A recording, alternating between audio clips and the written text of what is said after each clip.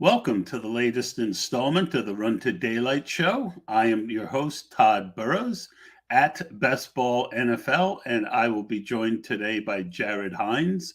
Ship_chaser, I believe, is the correct um, Twitter handle for Jared, and he's someone I've interacted with a bunch on Twitter, and we are going to talk best ball, mostly on Underdog. And this show is brought to you by our friends over at Underdog. You can go if you've never joined before and sign up using the code BESTBALL, and they will match your first $100. So basically, you put $100 in, use the code BESTBALL, and you now have $200. And that'll allow you to play in, let's see, eight Best Ball Mania drafts, 20 of the recently released Puppy. Of course, you're going to have to hurry if you're going to do that because it's already 20% full in 2 days.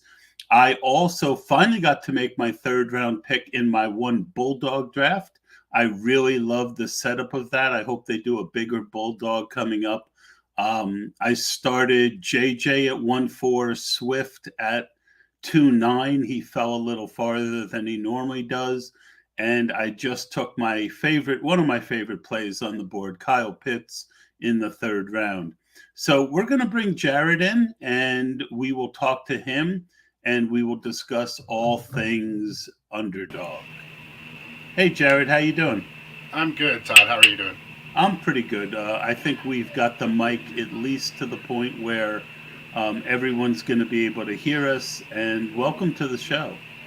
Thanks. I appreciate you having on me, and I'm looking forward to it. We've had our, little brief interactions back and forth on Twitter or whatever, which I've enjoyed, and I think that I appreciate the way you're approaching these strategies in terms of your thought process. I'm sure we can disagree on plenty of things, but I like the way you're approaching it, and so I'm glad to be a part of, diving into that. Well, and that's what, one of the main things I did when I started doing this show back in the podcast days was it's part of my process, right? I like listening to smart people. I like bouncing my ideas off other smart people. I like hearing, all right, hail the crickets. What is the crickets? Perhaps we haven't figured out the sound completely, but we're going to make the best of it. Yeah, I don't know what to do about it, but we're going to keep going. And, one thing that separates me from a lot of human beings is I think disagreement is actually healthy. I mean, once in a while, I think someone will make a statement that's just so dumb that I feel the need to point out how dumb it is. But I mean, in general, if you have a strategy and it's worked for you, or it's something that.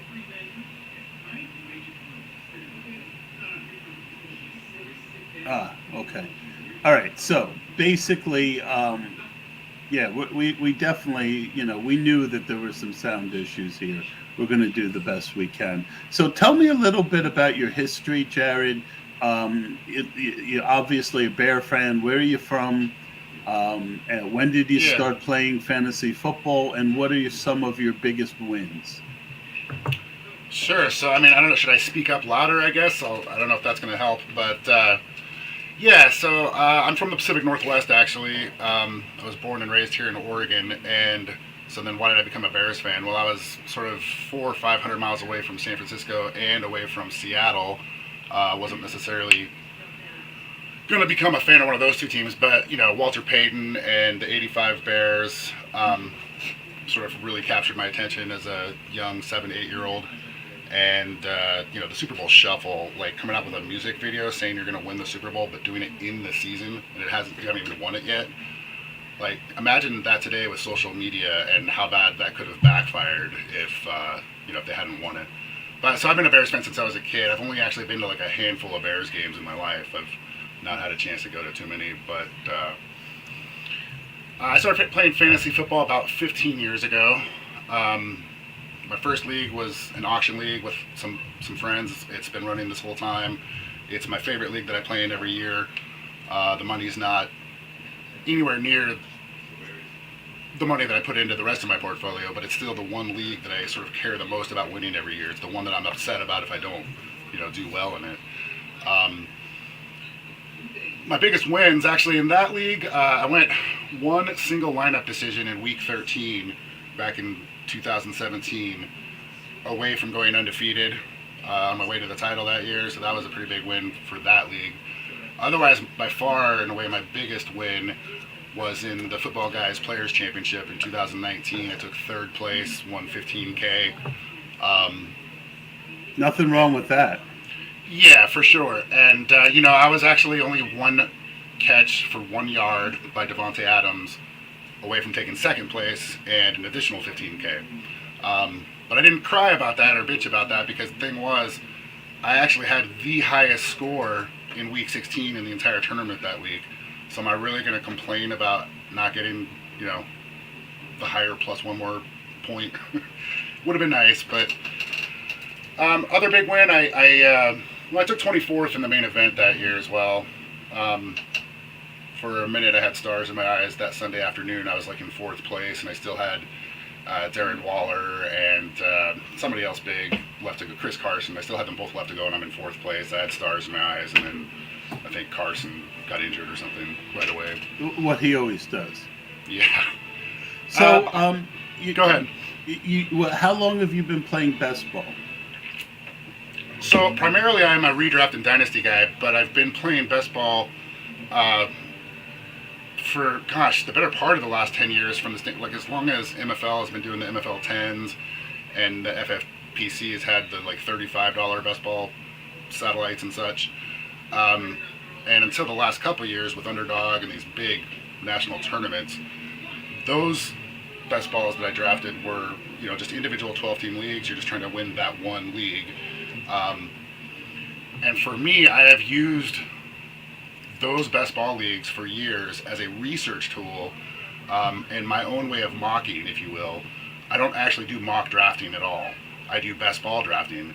Now, obviously, best ball ADP and parameters and such are going to be different than, specific leagues that I'm trying to research for, but it still gives me, sort of road markers and a map of what I'm looking at, of market consensus, those sort of things. How far away from Bend, Oregon are you? Yeah, it's about a 2-hour drive. I have friends there. Yeah, Billy Music over there. All right, so planting flags on players and or scenario-based drafting. You sent that to me as a note. What does that mean to you? Well, we can talk about that quite a bit to try to be concise about it. The idea is that I like the idea of assuming that a certain take is going to be correct, assuming that a certain scenario that you envision is going to be correct. For example, that's actually a DFS strategy, right? Yes, in other words, yes. When you take this player, what else is likely to happen? And right. You start going through the scenarios of that. I'll give you a really good example that's sort of a current event, in the sense that in the first puppy contest, I only did this in one of them, but one of the last drafts I did, I grabbed Baker Mayfield very late, and I had, I think, DK Metcalf and either Penny or Walker at running back, and I was thinking, okay, here's a late stack. If I get lucky with Baker Mayfield going to the Seahawks, maybe I'm one of the very few people in the tournament that has that Seattle stack. Well, that's a scenario-based decision. Now, that scenario didn't come to pass, right? But, those are the kind of things I'm thinking about. Yeah, and that's something I've tried to do a lot more of, both in DFS and as we do best ball. One of the big mistakes people make is they'll hedge their bet on an individual team, whether it's by handcuffing one of their best players. When you put a first, second, or third round pick on a guy, you're basically betting with that team that he doesn't get hurt, right? Yeah. And, and if he doesn't get hurt, well, then what else are you going to need to win? Well, maybe it's somebody else's backup, right? Maybe it's, a correlation in week 17 or week 16, which I've talked a lot about, and has become very popular. So you do a lot of that. Flag planting. Does that mean overall exposure on a player? It can. I suppose it can apply in several different ways. And I suppose before I go much further, I should explain I am a tier-based drafter. I have been for a long time, but it's based off of my tiers. And when I say a tier, it may not mean the same thing to you or to some other folks. I build my tiers my way, and they kind of mean my own thing. And I don't want to get into the weeds of explaining all that. But the short version is that I have guys that I consider sort of my guys that I'm targeting more heavy. I have guys that I'm avoiding throughout the course of the off season. And so that you could sort of think of that as planting flags. But I'm also very much aware of the way the off-season progresses in terms of ADP and discounts and those sort of things. And, I'm maybe heavier on a guy like Barkley earlier this off-season. Now that discount is gone, or theoretically right. It's gone. You're always looking to... It's basically called value-based drafting, right? Yeah. And I'm willing, by the end of the season, I almost never have more than 25% of any player. And in the first 2 rounds where the success, the win rate, the advance rate goes down so heavily, if a player gets injured, I refuse to go over 15% on a guy. Partially, early in the draft, you shouldn't be able to get 25-30% on a guy unless you're really reaching, just by the nature of how tight guys come off the board in the first couple rounds, right? What is your kind of willingness, top exposures? That's the thing, is that I this is in the middle of the summer. This is right in the middle of the period of time where I'm really reevaluating my tiers, and I'm really reevaluating every name, and trying to say, okay, where have I been biased, or what have I been way overweight on? Because there absolutely are guys that I'm big on, and in my mind they're so far away from where their ADP ought to be that I almost can't stop myself from drafting them. Justin Fields is sort of exhibit number 1 for me. I can't seem to stop drafting him, and it's not because I'm a Bears fan, by the way. It really isn't. I've won more. He's my number 2 on quarterback right now, and if I had my druthers, he'd probably be number 1. I think he's the best value on the board at the quarterback position. I do too, and I've had a hard. And it's not like he's the only quarterback I'm taking. I mean, I'm supplementing him with other guys. Like, I know you've mentioned this too. You like the idea of having a guy like Fields with somebody that's more established, like a Brady, a Cousins, etc. Well, I like him as a second quarterback. Yeah, because I do think he's going to have some bad weeks. I mean, as far as homerism is concerned, I've won way more money with Green Bay Packers stacks over the years than anything else, and there's only one. Well, that's franchise. Because Aaron Rodgers still owns you. That's right. There's only one franchise in all of sports that I hate more than the Packers, but I don't put that stuff into my boards and my draft strategy. I don't care about that. Well, you can't. It's fun when I'm sitting on the couch on Sunday. Rule number 1 of fantasy football is my team, and because I grew up hating the Dallas Cowboys, and, like my second year, I drafted Emmitt Smith. This is like 99 or 2000, and I traded for Emmitt Smith, and I'm like, oh my gosh, I'm rooting for Emmitt Smith. This is awful. Right. And the truth is, I don't hate the Cowboys as much as I used to. Well, being a volume drafter, having so many different teams, I mean, I've got a little bit of every single player in the NFL, right? And it's like when I'm sitting, once I've set my lineups and I am watching football, I don't really even get upset or happy on every play that might affect my teams. I'm more just focused on the game itself, actually, and I sort of just root for a good game, and it's kind of a next level experience. But anyway.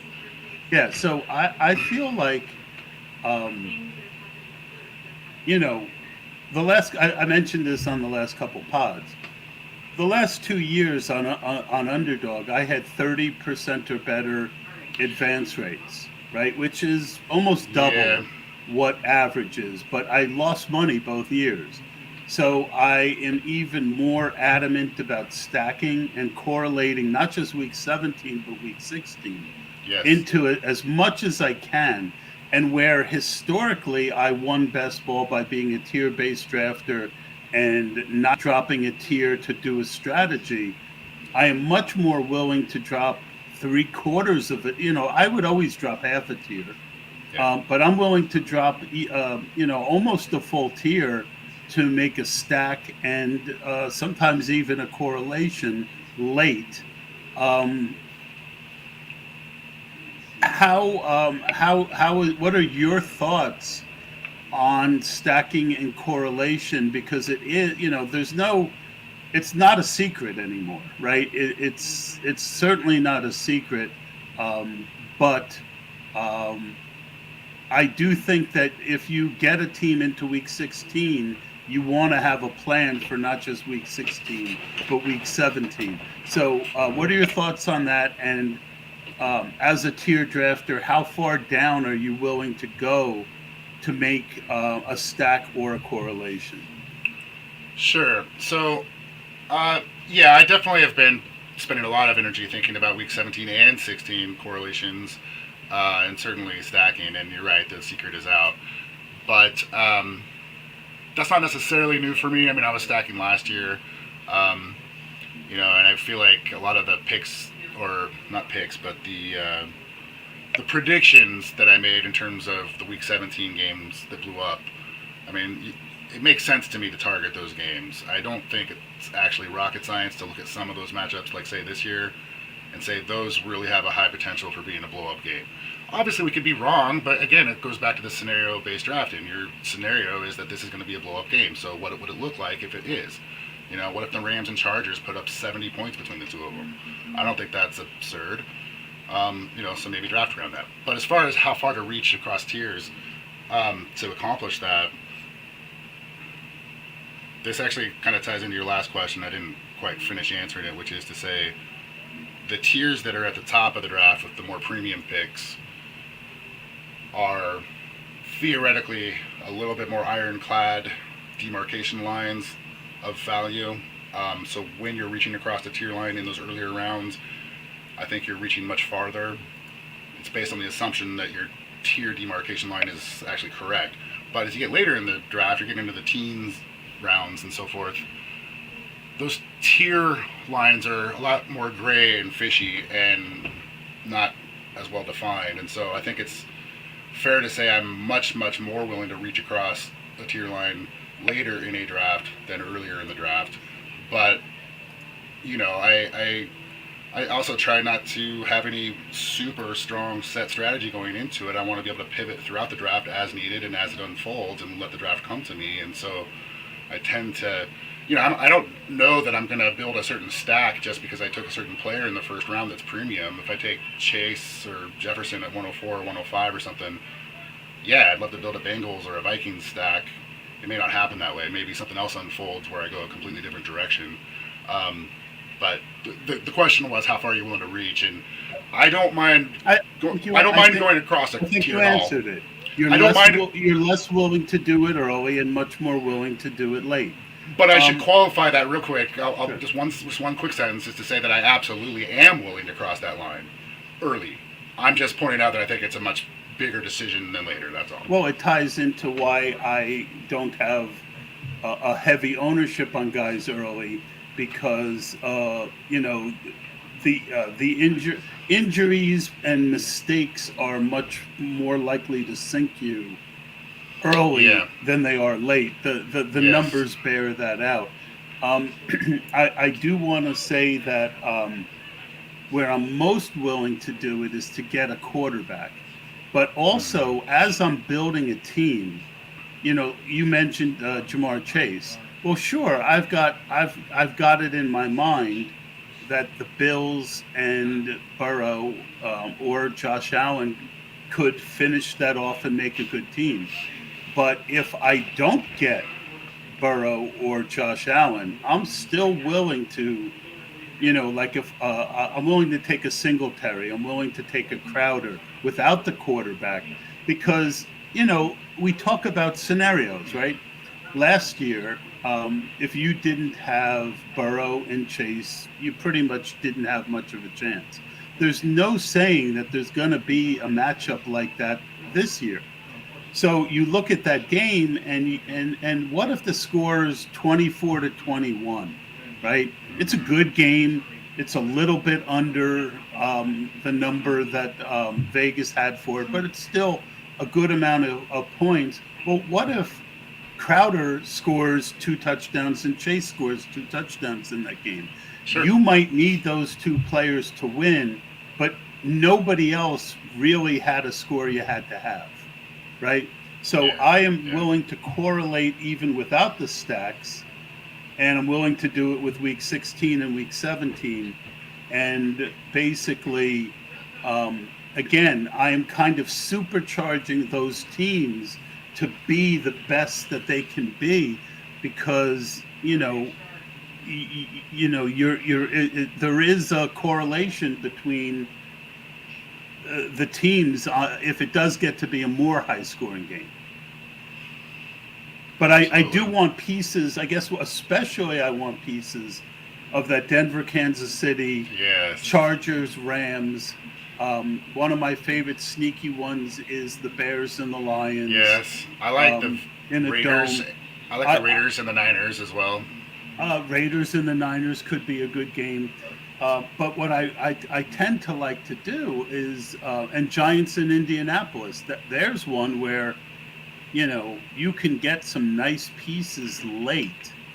The Giants happen to correlate with Minnesota in week 16. Correct. And I've been building teams. Well, I've been finding myself building teams, not because I set out that way again, it just kind of unfolded, where I've got some Viking stacks and or Packers stacks for week 17, but with a bit of Giants slipped in as well. Week 16 is a great tiebreaker. When you're looking at 5-6 guys within a tier, and I keep comparing it to a family tree.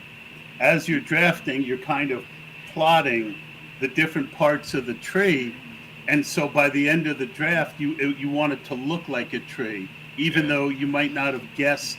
Because like today, I was doing this grade 0 running back draft, and I had 2 to 3 quarterbacks with my early picks, and each one got taken a round to a round and a half before ADP.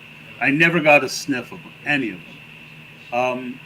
But I still had those stacks, those correlations with those players, but I had to pivot, and one of my favorite pivots is the Bears, and Fields was, and Jared Goff was on that team as well. We did get a question from Mad Sox. Going heavy on guys who could skyrocket due to injury is a good idea, in my opinion. Spiller if Eckler gets hurt, Howard if Zeke gets hurt. It is, but you have to realize every team needs both floor and ceiling, right? So I don't like I do think Spiller probably has a decent floor at his ADP. I think he'll probably get 5 to 7 touches every week. And, with a guy explosive like that, he could get you 10, 15 points 3-4 times. That's the decent floor for the 12th, 13th round. Howard is a different animal because he goes so early. I don't want a guy like Howard and a guy like Madison necessarily on the same team. You don't want, and Donta Foreman is your fifth, right? Now you're counting on a bunch of injuries. I always try and balance my teams, Mad Sox. So especially my running back position, to where I have 2 to 3 guys that I can reasonably think every week are going to get me 10 points. And then if, one of them gets lucky with an injury, now you're really cooking. Your thoughts on that, Jared? Well, for sure. And I do think it gets a little bit back to the question of exposure and not necessarily drafting handcuffs on the same team as the starter. Which is what he was saying. Yeah, so if you have whatever your exposure is to Austin Eckler, then you would want to have different set of teams that are built with Spiller. I do like Spiller actually quite a bit. I think he has a bigger floor even maybe than what you're saying. But as far as the question, he's one of my favorite later picks. He gets you into that Rams Charger game very cheaply. He was Yep. one of my. I liked his tape as much as Walker, and almost as much as Brees Hall. So yeah, I agree with you there. Another subject, you being a very experienced redraft and dynasty player, what things from your history have helped you to be a better best ball player? So I think it's really just sort of bread and butter fantasy football lessons and wisdom. Nothing that's rocket science or outside of anything that most of us have all heard of. Tier-based value drafting. I do think there's a lot of maybe myths or false presumptions out in the fantasy world that I like to take advantage of, or that I think I'm taking advantage of year after year. Give me an example of one. Let's see. So I'm trying to tie this into puppy stuff, but there's so many. I should have thought of some better examples before I got here. But okay, rookies. Don't draft rookies in redraft or best ball or whatever. I disagree with that. I think there's something to be said. So from the world of dynasty and from the world of redraft, one lesson that I've really, or not lesson, but one skill that I've developed is evaluating the rookie class that comes in and looking at all of them and having a fairly big insight into what that class looks like before some of the masses in the fantasy community catch up. Come August and September, the fantasy masses are going to catch up to those rookies who it looks like are going to have a bigger role. Even if that turns out to not be the case, even if it turns out to be a bad pick, their ADPs are going to climb. Right now, earlier in the offseason, in my opinion, and I've certainly applied this in redraft in the past, is, in my opinion, a great time to get those rookies. And if they do hit, it'll be leverage against those masses later in August and September. Give me a couple guys. You mentioned Spiller. Give me a couple later, because we all know the early rookies. Give me I'll throw out one that I kind of like is Pierce. I think he is a really good choice. He, again, Indy and the Giants. There's been a few drafts where I missed on my main stack, but I got Galladay, Daniel Jones. I knew I could get Wandell and Pierce, and that was how I finished off the team. Give me one or two other guys like that. I thought you meant Damian Pierce in Houston, who I don't hate, but I actually really love Alec Pierce in Indy. I think that's a great call.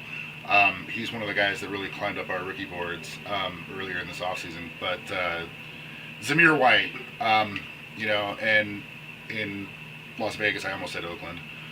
I like Zamir White in Las Vegas. He's a guy that he might not do anything. It could easily be a swing and a miss, or at least for fantasy relevant purposes anyway, even if he has some sort of a role.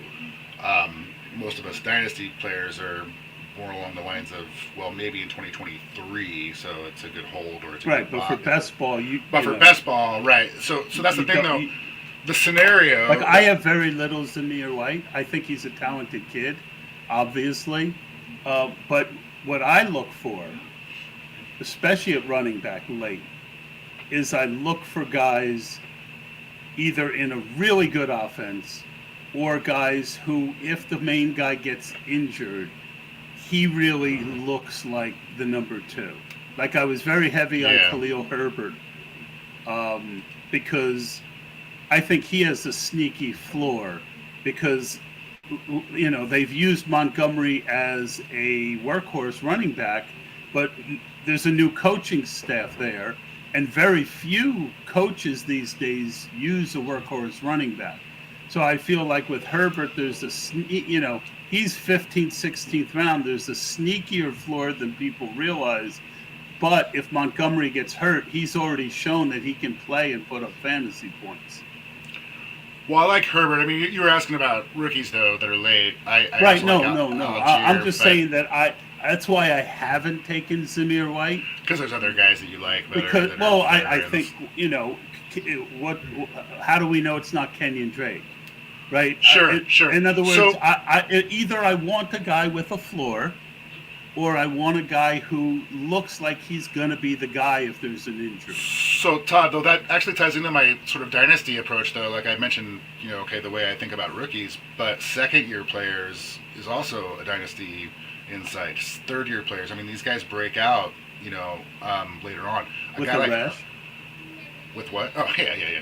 Herbert is a perfect example of that, So I can absolutely, and there's always guys every year that you don't have to talk me into them, but for whatever reason, they don't seem to be falling to me in the right spot in the draft, or maybe it's because I don't like where their ADP is. But I like Herbert, and he's a guy that for whatever reason I don't seem to pull the trigger on him. And this midsummer sort of review of my tiers and my players, like those are the examples of that's I backed off a little because of Ebner, but I was very heavy Herbert also. Mad Sox said, I'm heavy on Garrett Wilson. Wilson's a guy that I don't draft much. What are your thoughts on Garrett Wilson?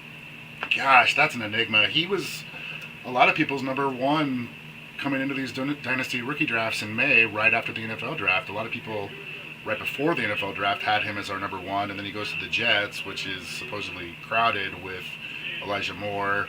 Zach Wilson has all kinds of question marks in terms of is he going to take a second-year leap. Corey Davis is still there. You have a lot of question. And yeah, I know that's your boy, but he hasn't been since they drafted Wilson. I'll take him once in a while if I have Zach Wilson. Again, for me, the Garrett Wilson thing is he's going in the 10th round, right? So's Chris Olave, who I think has a much clearer shot to play. I can get Galladay, who I know is going to be on the field 2 rounds later. There's a bunch of wide receivers who I trust their floor, who also have a ceiling similar to Wilson's.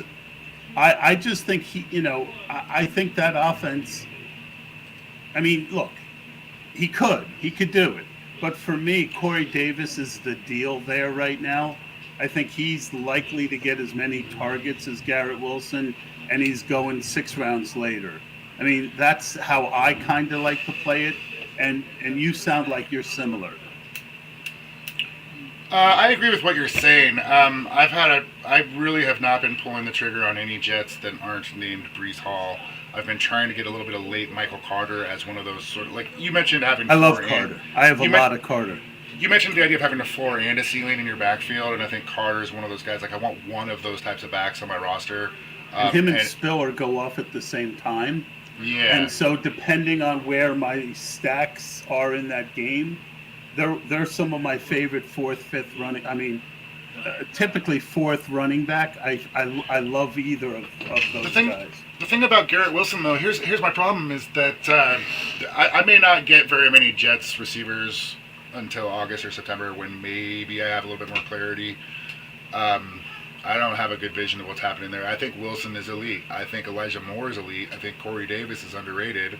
And if Zach Wilson makes a second-year leap, which I do think is possible, I liked his footwork and I liked his mechanics. I thought he looked like he was panicky last year, which we've seen a billion times from rookie quarterbacks, and they can sometimes take a developmental leap beyond that. I think for him it's a question of the game slowing down. He may or may not do that. But if he does, there are some weapons there, and there's probably value. I just haven't tried to unlock or figure out that puzzle yet, Well, and that's, again, my tiers. How do my tiers come about? Basically, I'm not a projection guy. I look at them, but I'm not going to sit there and make my own projections.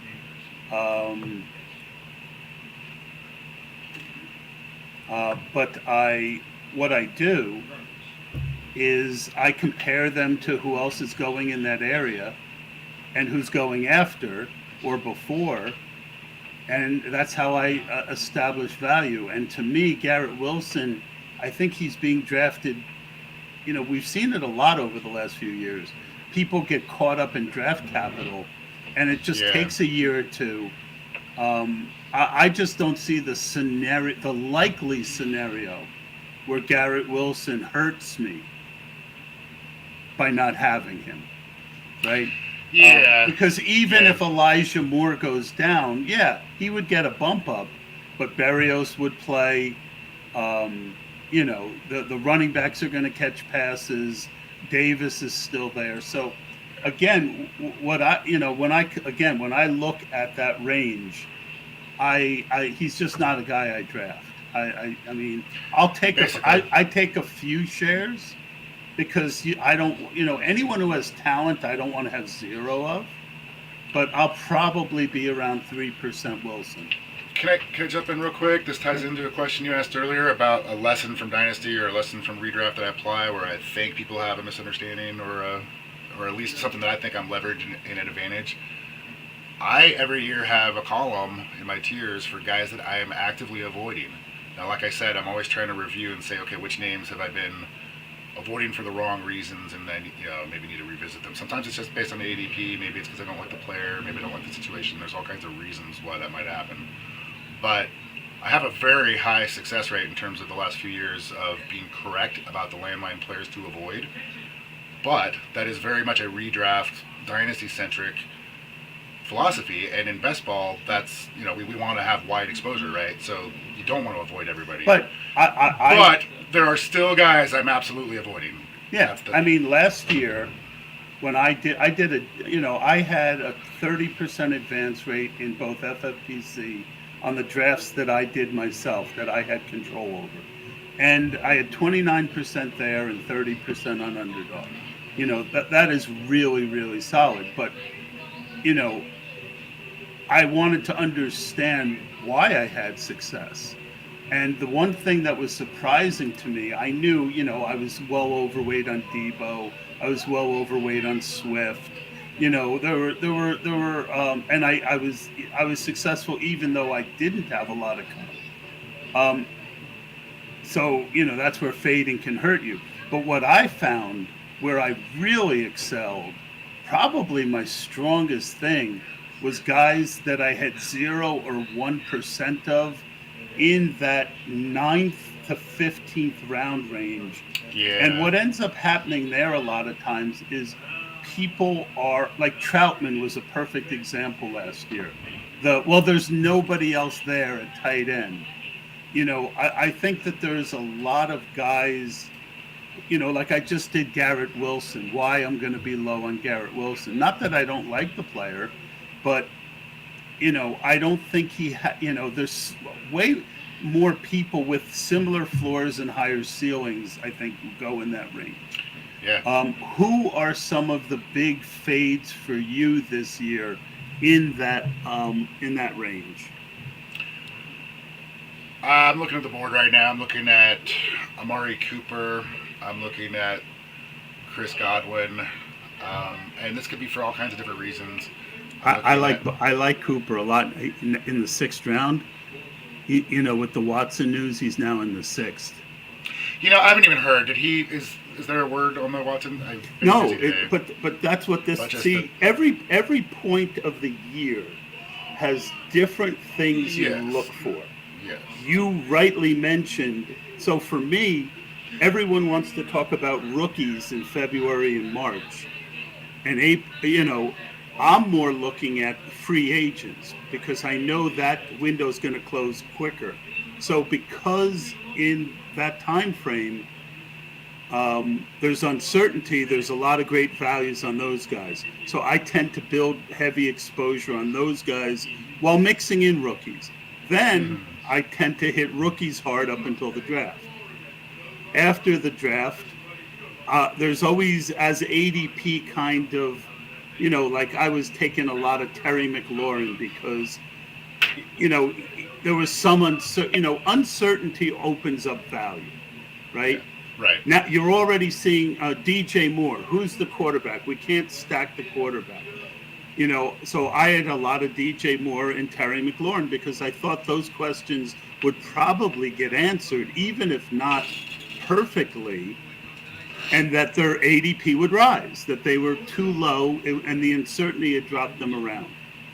This time of year, nothing's going on, so people get pushed up or down because of how good they look in shorts. ridiculous things. Yeah. So this is the Yes. season for that. And the guy you mentioned was a guy who I really find to be, like I can't get behind Marquise Brown right now. He's a guy that I'm avoiding. I'm having a hard time with him. I've always hated Amari Cooper, so I have my own reasons there. But he will easily be the number one target in Cleveland, regardless of who's at quarterback. And if we do get news that Watson's playing, or even if it's not a huge suspension, then of course Cooper's ADP is going to climb. Well, and I think it's, if you're like, I'm going to do 100 puppies. I already took 1 or 2 Watson shares in the 19th, 20th round. I've taken a couple Gronks, right? I still kick myself because I was telling my partners in early, we should get more Brady in the 20th. We should get more Brady. They're like, no, he's retired. Well, maybe he's not, right? Let's get 10, 15%. And so, you have to kind of have a vision of what is likely to happen. I plan to use Puppy 2 here over the next, I guess it's probably going to sell out in like 3 days, but I'm going to sort of try to use Puppy 2 here as a little bit of, like I say, as research. I mean, I'm trying to build winning lineups, but at the same time, I'm looking at trends. And there's names that I know I want to try to get into my portfolio that I've either been avoiding for good reasons or bad reasons or just because of luck. I mentioned Barkley as a guy that you can't get at a discount like you could a month or 2 ago.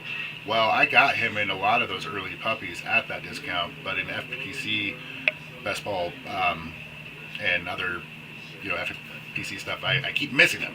He's one of those guys that just keeps, for whatever reason, I keep missing him. It's not because you got to talk me into him. It's because it's just falling that way, and that's a part that random way the drafts fall. Kind of how Willie Gault just couldn't catch. I'm not that young. So anyway, the 85 Bears. Oh, I know Willie Gault. So That's I've got I threw out his the names. reference. Well, I've got Big Mac following me on Twitter. That was exciting. A few months ago, I got Jim McMahon to follow me. That was exciting. So, who are some other guys that you're fading? Well, so that's what I'm getting at, is that there's names here I'm looking at that I'm fading, but I'm trying to reevaluate right now here in July and kind of, revisit this. Allen Robinson is one of those names I have been fading, but I want to revisit that. It's a high-powered offense. He's the number 2 receiver. It's sort of silly that I'm fading him, but I think I have some good reasons. But, that's one that I want to pivot on. I want to put him. I need to get him into some of my lineups. Well, let me throw out a thought as it relates to the Puppy 2. So, the BBM is open basically from draft day to a week before the season, right? Yes. It'll sell out right around when the season starts. The Puppy you mentioned will close in 3 or 4 days. Well, that means what scenarios right now could change where you could put 15, 20% on a guy. I've already mentioned the 2 names, Watson and Gronkowski. Everyone drafted in, there's not going to be one draft where those guys go in the 8th round, 9th round in the Puppy, right? They're all the few share, and there are going to be plenty of drafts where they don't go at all, right? So you get 10, 15% on guys like that. It really could be like 30%, right? Because they're only going to be in half. They're in other words, you might have 10% of 15% of your drafts, but they're only going to be in 50% of drafts. So that essentially doubles your ownership in a real value way. So what I like to do in puppies in these short windows is look for some things like that. And really focus on guys that I think are going to be, like you said, Barkley's gone, Aaron Jones is gone. Let me look at a board real quick.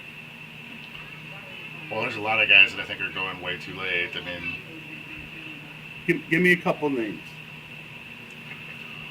Well, this has been talked, a lot of running backs. I mean, Mitchell, Gibson, Sanders, Penny, Jacobs, Edwards-Helaire, all those guys are going too late. I think a lot of people talk about Penny's one of my top owned players. Yeah. That one I don't get. Walker though is fun. We haven't seen Penny rise that much, but now Walker, who was going 2 rounds ahead of Penny, I'm finding him going right around Penny. Yes. And I took my first Walker share of the off season in a puppy because Penny went 1 pick before him, and it was my 3rd running back, and I thought, you know what?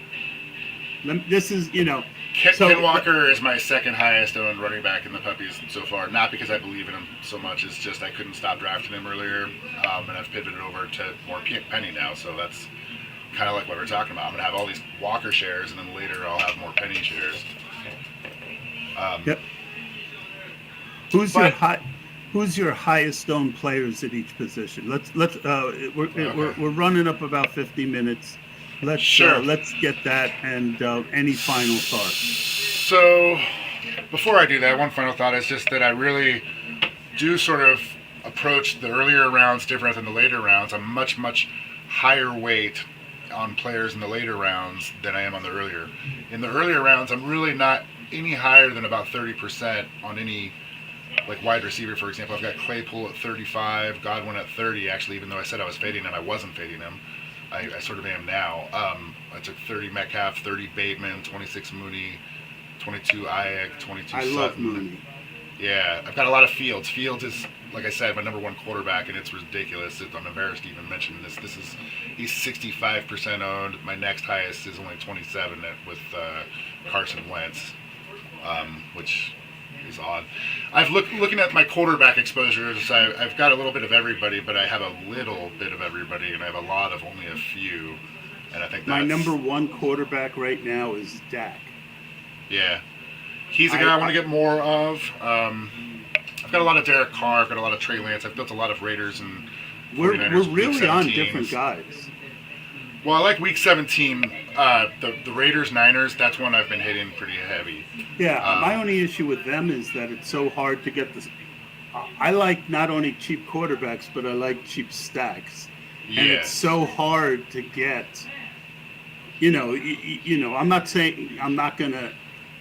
I mean, I'm not taking Carr unless I have one of his 3.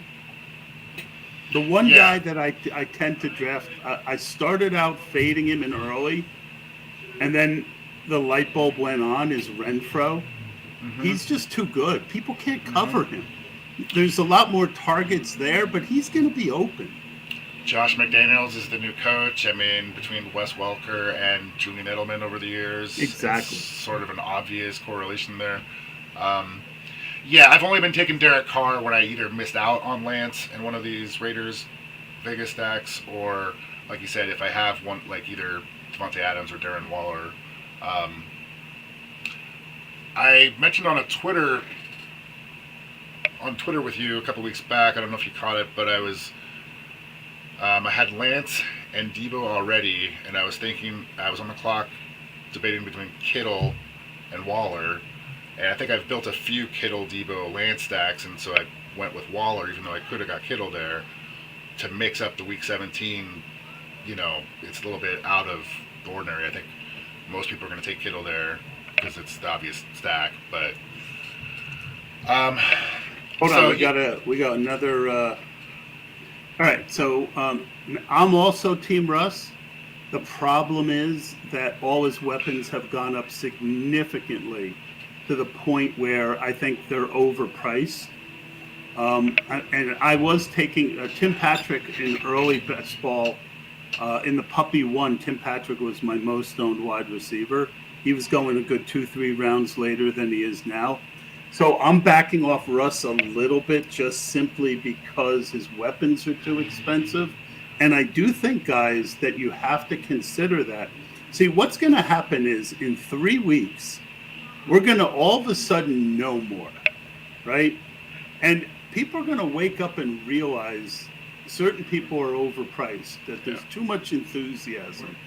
And so I do think the Broncos wide receivers are likely to drop a round each.